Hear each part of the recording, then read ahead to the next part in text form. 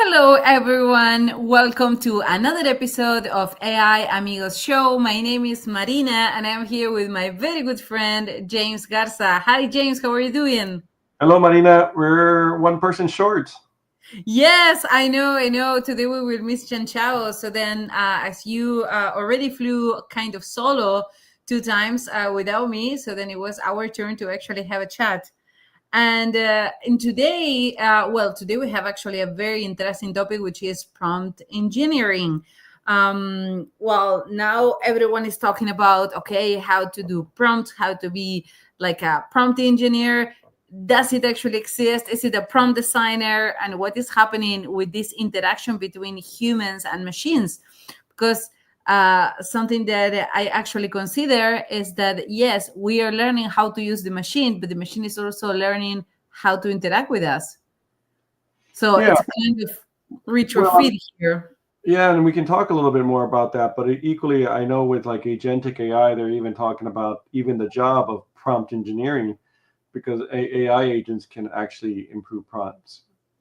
Well, not just the agents. So then, even when you just use any AI tool, let's say Gemini, OpenAI, and you just ask, okay, tell me what are the correct prompts that I should use for ABC. Let's say for UX design, if I have a startup or if I have a company this size.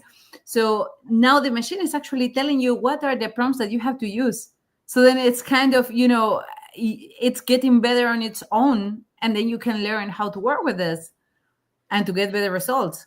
Yeah, well, that's it. It is really important, prompt engineering, and that's why we're talking about it today, right? Because I mean, and I put a link on the description for today for we're looking at this book that Google has actually provided for prompt engineering. What is the name of it?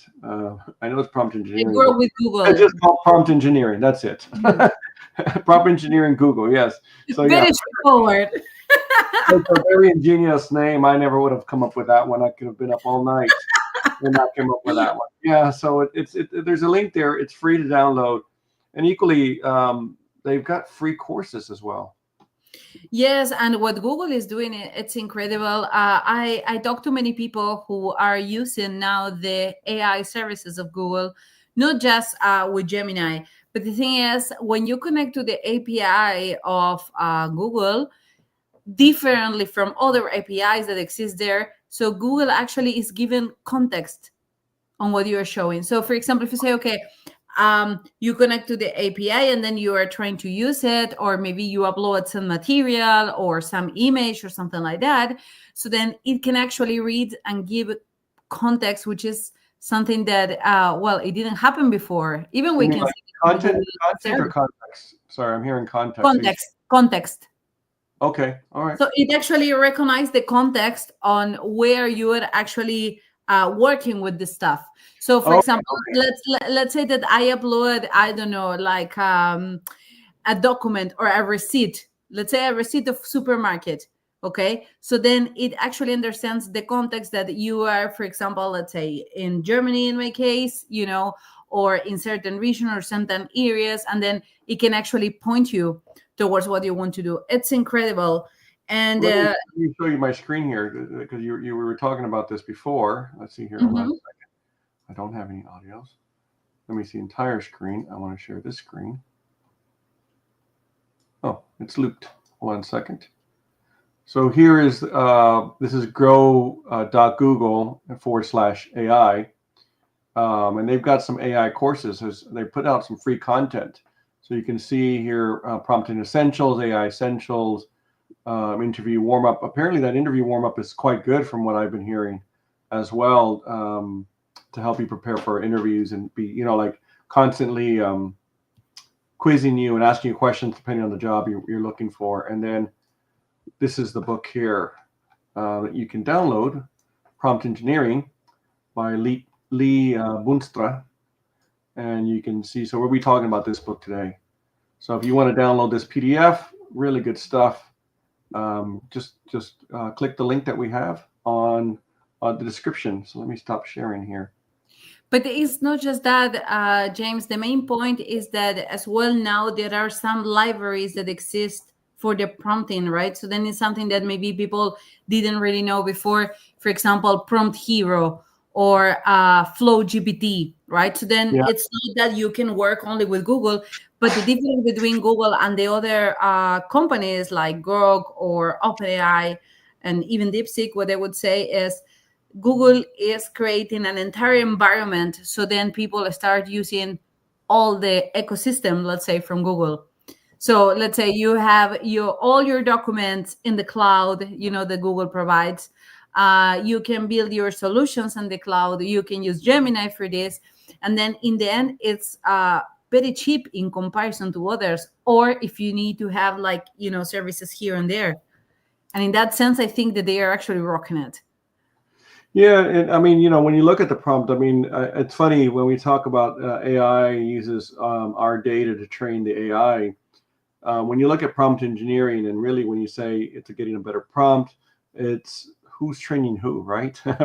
We're being trained how to talk to AI to give it a better input to get the output we desire, right? Or as you were Well, saying, I remember we had the discussion, like what is actually the prompt? And I told you, okay, so once I read that this is a wish, I like think wishes are like this if is Aladdin movie. yeah, if you have you have a genie and you ask them for three wishes. That's what I'm thinking when you say wishes. I don't think I don't I sorry, but I don't think it wishes. But anyway, I know what What you you mean. It's what you wanted to do or what you desire for it to do.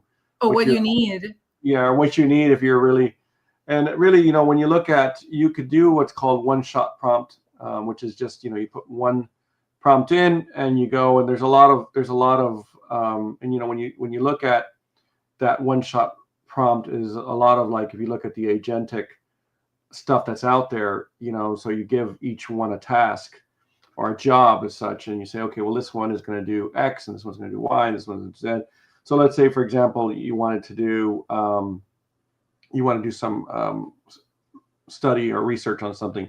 You can have a researcher, and you put in your prompt in there, particularly what you want to research, and you say, you're a research specialist, and you're able to find, and you put the prompt inside the agent, so you're telling it kind of its backstory, as it's called. So you have, what is the backstory of that agent? What is it wanting to do, or what does it need? And that's a single prompt.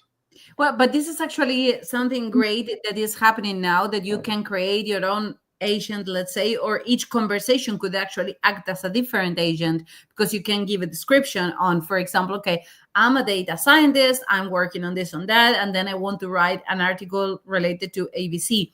But the problem that I see many times when people are actually prompting here, when they give a lot of description, it's Yeah, not that they just give the context and the background. So people just start writing a lot of stuff that they want, and the machine get lost actually identifying the it's too the much. keywords. Exactly, it's too much. So then one of the common mistakes that they have seen is actually giving a lot of information and then not having the results that you want, or using negative stuff. For example, do not do this. So usually the machines, they understand what they have to do, but they don't really understand very well what they do not have to do. So Yeah, then, and you should tell it as well. Yeah, I mean, because you do need, when you like you're saying there, like it can be too much, and that's why when you start about talking about agents, is that you're breaking the task, you're decomposing a task, you're breaking it down into smaller subtasks, and then assigning an agent for each task, rather than say, write me a research report on the frontiers of AI. You can have a researcher, you can have someone who goes with citations, you have one that checks tone, and you can go and then equally as well as that you can then go back and you can say, the agent can go back and say, evaluate the output, and then it can refine the prompt. So now we're talking about a few shot prompt. So rather than a single yes, one yes. shot, it's refining that, and it's going back and it's saying, no, you didn't do what I wanted you to do. Here's how you improve it. So I delivered a workshop once that it was exactly on how to write the prompts, but when you want to apply it for marketing, right? And then something that really got the attention of people was, okay, so why don't you give the context right away? And then I just mentioned, because I want the machine to actually ask me that. If I am too vague, and then I said, okay, help me with my business, okay, the question would be, help you how? What do you need? What do you want? Right? But then if you said, okay, I give some little context, like I'm starting, let's say, like a business related to digital marketing, for example. And then I said that I need to create a marketing campaign for people who will hire my service. And then I am targeting middle-sized companies, right? So let's say that this is all what I said. And then I told the machine, ask me follow-up questions that you Yeah. need to make the perfect plan. And then the machine asked me many questions. They gave me, like, let's say 10 points. And then I was okay answering like one by one, point one, point two, point three, point four. And it was fantastic. The result is outstanding, you know. So Well, then it's refining and making it better. You're being clear on what you want. yes, but also the point is, I didn't start with so many things. I also let the machine to help me on what the machine needs. So then I Yeah. didn't come with the entire story, like, oh, I funded this, let's say, digital marketing agency in Germany or in Ireland or blah, blah, blah. So I just started a life from scratch and said, I'm doing this, I'm targeting this one. Ask me follow-up questions to create a marketing campaign to use on LinkedIn, right? Yeah. And then the questions started arising, and the machine is actually telling me what it needs. And I believe that this document that you just show about how to prompt with Google is explaining a lot of these things. So then, what are the common mistakes? What do you need to avoid? What are the constraints that you forget, for example? So if you said, okay, write an article, how long, for whom, what's your audience, who will be your persona, and Yeah, etc., etc. what's your tone? What's your yeah? So there's a big thing into persona in regards to the persona that you're looking to work with. And one thing that happened with me recently, that it's it was I would say it's a little it took me by surprise a little bit, to be honest with you, when you kind of learn this kind of stuff, because To uh, you? what's Really? that? It To was you? surprising. It was surprising, because I was working on a project and I was doing some code and I needed to, and what I was doing in the code had, I had written a function and I wanted the function to be now documented. So it was a very lengthy function, probably about 250 lines. And so what I wanted to do was create, document my code for me. And so I went and I copied it and pasted it into ChatGPT. And I know you could use, like, Jin Shao and I were talking the other day in regards, a couple of weeks ago, in regards to using like Copilot or stuff like that. But so I copied it, I pasted it in, I said document the code, and it documented the code. And then I went and I copied it and I pasted it, and then I ran. And then a few days later, things started going wrong, and it was like, So what's in the going same on? moment it worked, but then it didn't work well. Yeah, and then it didn't work, and it did work, and it didn't work, and it was like going like, why did it work this time, but it didn't work this time? And the entire script, not just that one function. And then this is where I found it. It was like I was running two different parts of it, and then I realized that the common function is that one function. I'm like, ah. So then I went back to the function, and I had saved version 1 and version 2, and so I had my own versions. And then I said, okay, I have to go through this line by line. And I'm not kidding you, right in the middle, like about 150 lines in, it said something like, paste your code, the rest of your code here. And what do you call, like, the inverted So commas, it so was kind of part of the comment then. So yes. let's say yes. Yeah, but it wasn't the code. And then so what I had to go and copy my old code in and back in. And so what was happening was some of the things I was doing called that middle part, and then some things didn't. And that was what the problem was. But this is where you go. This is the real important part here, is that this is where in the prompt you say, document my code. Do not edit. So I've now added that when I do this now. Do not change my code. Well, And but you have this to be very specific, because if not, it will change the code. yeah. No, It I will know. take, it will take Totally. liberties, you know? Totally. And at the same time as well, equally on that line, so something that we need to consider as well is that the machine will also interact with us according to what happened in the past. So for example, if it actually gives you the full code and then you never interact, you never ask or anything, okay, so then this is what you will receive. But if in many occasions you actually tune this or change or stuff and then you upload this again, so then this is something that is what you can receive. you know um you reminded me about something, James. I remember a movie, very old movie, like in the 90s. I wasn't even born then. I know. So then I remember a movie that there was a lawyer that talked to people, and then in all in all the trials, people try to say, okay, but this one was so obvious, and then he said, well, it's not obvious for me. Explain to me as I was a person who is 5 years old, or explain to me as a 5 year old person, something like that. And now we can see this with ChatGPT. Like, okay, yes, when you are working, for example, with GPT, you can ask, okay, explain it to me as I am a professor, as I am a researcher, as I am a 5 year old kid. And it could actually change the personalities. Yeah. How does it know though? Well, so then, but here is the point. You can actually point at. I would like to remind our audience that you can ask questions live as well. We would be very happy to answer them in the meantime, while we are talking here about the prompting, or if you have any comments, to add on Well, this. I've got an example here. I was going to give you. I was going to say here. So if you're coding, right, and you asked it to do this, so I'm putting this into the chat. Everyone should see that. So write a Python function to square a number. Okay. So that's a single shot prompt.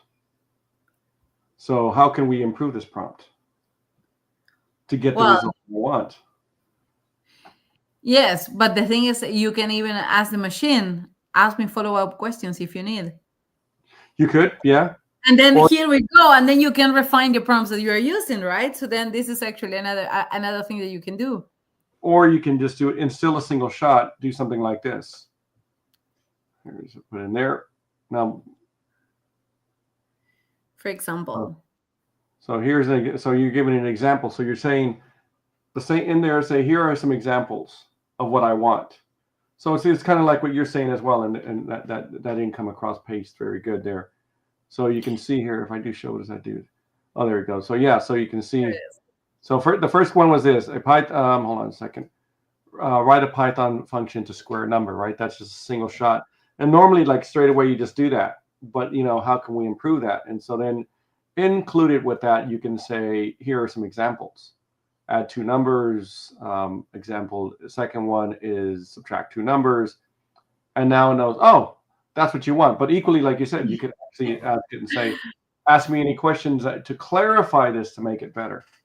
Well, and here I come with another question, James, and this is more kind of running on the ethical side, because I just saw, right, like I read that there is a research from OpenAI and MIT. And what they try to see is what is happening with the use of AI with the new generations.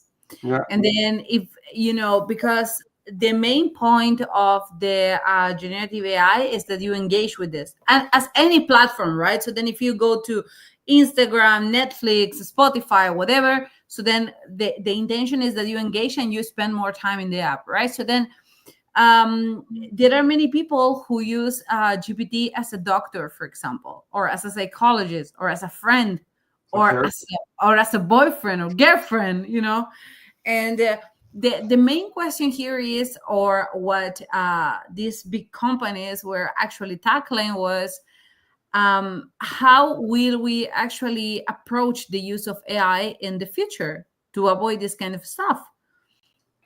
Well, I think I mean, I talked about it last week. Remember, a friend of mine was saying that someone he knows, a younger gentleman, was saying that ChatGPT was his best friend. And Yes. like I was saying, that's very concerning because as friends, you and I are friends, and so if something is you're having a bad day, or something's going wrong, you've done something wrong, and I say, look, Marina, actually what happened there, you weren't right. What you did was not bad. It was not a good thing, or whatever, and tell you things that you don't like, right? I should say, or things that are tough conversations as such. Oh, which is part of the life anyway. But it's not part of AI. That's the point, right? Is that AI will not ask you these things or tell you these things. It only tell you the things it thinks you want to hear. Why? To keep you engaged with the platform. But here comes the point. So then, do you think that maybe the companies will actually come across a solution to have a prompt where the machine can actually answer more as a person? This is something that we have to consider as well in future, because now, as you say, okay, there is no the harsh comment, right? But Not a uh, harsh comment, but truth. It's not just telling you what you want to hear, but telling you what you need to hear or what yeah, you should that's true. That's true. That's true. But it's actually kind of surprising because now many people are using tools like OpenAI for this, and even people with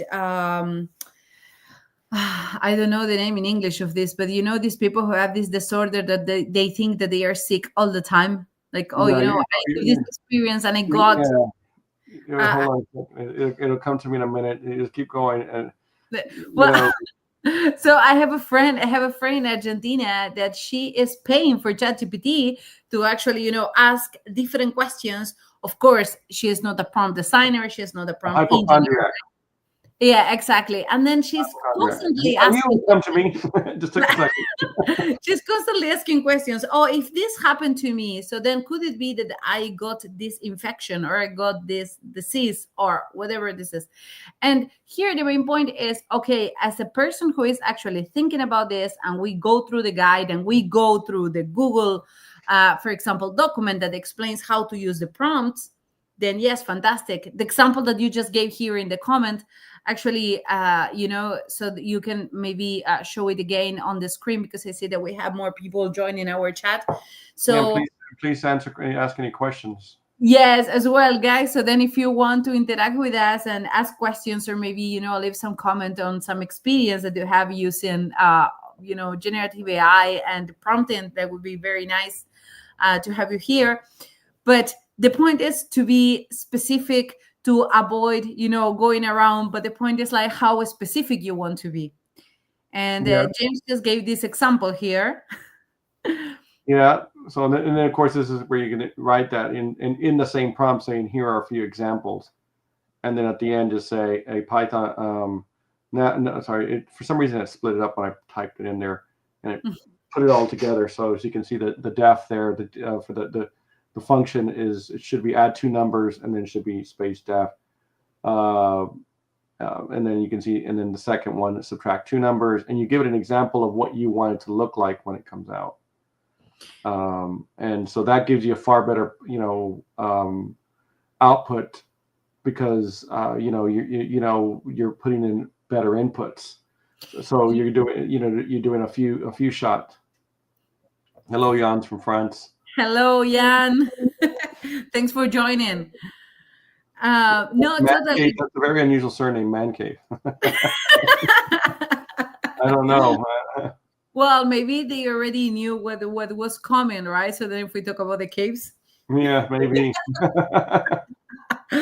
um no, but seriously, what is happening now with the prompts, and that everyone is actually interacting with the machine, is incredible. I strongly believe that Google is tackling this very well.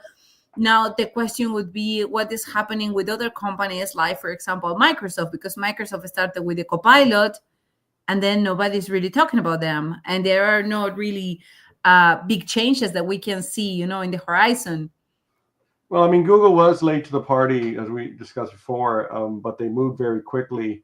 But I See? think what Google did, which is different than Microsoft's Copilot, is it went in and integrated into everything. So, like, for example, you can have Gemini, work with your Google Drive or your Gmail or your calendar, It can help you do a lot of different things that's completely integrated with what you're already using, in other words.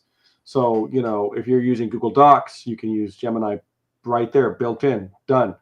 Where if you're using Microsoft Word, how are we going to get, is Copilot in Microsoft Word? I haven't No, seen that. totally. And there is something else that I can see is the integration that Google is doing is fantastic. The Google search is more than helpful now. So then when you just look for whatever, instead of going, line by line as before, and I believe that it will actually change the SEO and the SAM of the marketing campaigns, right? So then Yeah, you get some results at the beginning, like some explanations. So then maybe your search is actually ending there, right? yeah. We have a question in the comments. Maybe you can put it in the chat. Um, Natalia, hello, Natalia. Hi, Natalia. Thanks for asking this. Could it be that Copilot is embedded in Microsoft, so it is under paid license? That's why we do not hear much. Well, actually, in the Microsoft laptops, you have the Copilot. You can use it, and yeah, it is true that it is under license. But at the same time, equally, they were trying to build something that helped developers, for example, with the coding, and this is what they integrated in GitHub. But not many people are talking really about this. So I even heard about that because, well, as you probably know, I work in a startup accelerator, and one of the startups was developing a copilot for coders. And then when GitHub came actually with the copilot, they say, "Oh, our product is obsolete now." So this is what it really gets my attention, why they are not actually in the game, or maybe they are actually checking what is happening with the others and trying to follow the leader, you know? I'm looking here. I did a quick Google search. Is Copilot in Office 365, and it says that it is. And I have a subscription to Microsoft Office 365 and Microsoft Word. I was using that today, and there was no Copilot in there. So it says Copilot enhances productivity and creativity with apps like Word, Excel, PowerPoint, Outlook, and Teams. Maybe it's not on the downloaded version. Maybe it's on the online version. That's maybe what Maybe that it could could be. be. But there is one more thing, James, that I would say that there is a big difference between the companies is that Google is offering training on their product. And I don't see Oh, that free training. free training. Yes, free training. Exactly. So then, as we show, and then for those who are joining us now, we had, we actually placed a link with, well, the training for Google for the prompt engineering that is the topic of today. But if you go to Grow with Google on Google search, then you will find several courses, and then you can see how to use, for example, cloud, how to use machine learning, how to use the collab. And this kind of integration is actually changing the game, I would say, because some people stop using OpenAI as an API and then they move towards Gemini, because Gemini is also working very well now, you Hmm. know. So then I am not saying that the one is better than the other one because I cannot really assess it. I will always say that it depends on what is the data that you need. But Meta started with the Hugging Face. Now we have the APIs of OpenAI that, of course, you pay for it, and the same with Gemini and well, DeepSeek, Grok, etc. But the point is, like, Google is helping people to get trained and for free, so then they can actually increase the number of people. We have another comment here from the chat. Gemini Pro 2.5 is great for coding at the moment. It Yeah, is. it It is. is. It is. I'll Absolutely. put you on there. Yeah, sorry. I was looking into my because I do have Office 365. So I'm logging on to the online version to see if I see anything. I don't see anything at the moment. Yes, totally. But that's true. And then we can see that they really, keep it up, I would say. And my question is, because I remember when I was a student, and then, well, my professors, they were talking about, okay, so there are some strategies, some companies, they want to be the leaders and some want to be the followers. So then they leave the leaders to actually do try and error, spend a lot of money, and then whatever it works, they are actually copying and then jumping through the market. But the point is, do we think that maybe Microsoft want to be like a kind of follower in here? Gemini can summarize YouTube videos. Well, actually, I think OpenAI as well now. You can add the links in ChatGPT or even, text. But I think the greatest advance of a ChatGPT is now it can work on creating images. That is something that before it was really bad at it. So that now you can ask for different things, add text in the images that you have, the You think paintings. you can summarize this podcast? So then you don't have to listen to us, all the I way was just long. wondering. That was just a thought that came to my brain. Sorry. Well, maybe not just the YouTube videos. The thing is, I will answer Natalia on this because I think this point is actually very good. Why do you think that Gemini can actually summarize YouTube videos? Because they probably are connected to that. It's integrated because it's part of the Google family, let's say. Yeah, it's part of the ecosystem. Yeah, they have that all. Exactly. Yes. So then that's what they said. This kind of integration and the free material that they have and the free training that they have, it's fantastic. And you can even be, a member of the developers of Google. And so having a big networking all around the world. It's not just here. It's not just in Germany. It's not just in Ireland. It's everywhere. And this is what, in my opinion, it gives a big differentiation now. Yeah, I'm opening up sorry, I was going to say I just opened up the my I can share my screen here. I don't see Copilot. It integrates very easily into. They say it is integrated, but maybe it's not. Maybe I'll have it by next time we have our so you can see here. Like I have this here, so I've opened up a document, and you can see it says Microsoft 365 Copilot, but I don't see. So normally, like when you're looking at Google Docs up here, you have the Gemini little symbol. I don't see that here. As you can see, I got Quillbot, I've got Grammarly, I've got But, all of those AI tools, but I don't see Copilot. but for I think it's not example, obvious. in my laptop here, I can see the Copilot on the very top. Let me see if I can share here my Let me stop sharing my screen. screen. Yeah, let me see if I can share here my screen percent. So then I will share my entire screen actually because I want to show you at the very top. Okay. So this is what I want to show. Just give me a moment here. I don't know if you are able to see here in the very top Hold on a or second. not. At the stage, there we go. Oh, Here. infinity. Here. Oh, All right. infinity. All right. So then let me just remove this one. Or minimize it. I think okay. I was gonna say if you click the S. Then I will share my entire screen again. So then okay, so let me just show it here. Now let's see if it goes. Now, so then so why is it going like this? I don't know. Open up what were you looking at before? Yeah, well, actually I just want to show here in the very top. Oh, okay. I have the That's on your Copilot. browser. That's on your browser. I have Yeah. it. It's in my browser, so it's here.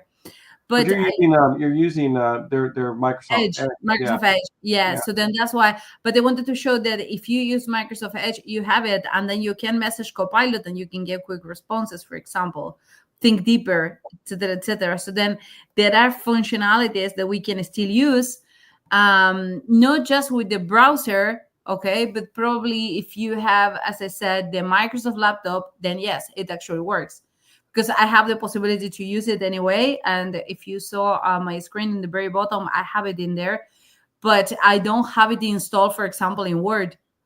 So Yeah. if I'm using Word, it's not there. So it's not an Well, that's what I'm integration. saying. Like that's where you would want. I would. That's where I would want it. That's why I had Grammarly and Quillbot because that's what helped me Exactly. in my writing. That would be actually super helpful. Yeah. Well, thank you so much, James, for this conversation. I think like these kind of topics are super cool. I would like maybe someday for us to do kind of a demo, on how to code, and maybe comparing between some of them. People in the audience, feel free to tell us if you are interested in something like this, or if you have any questions.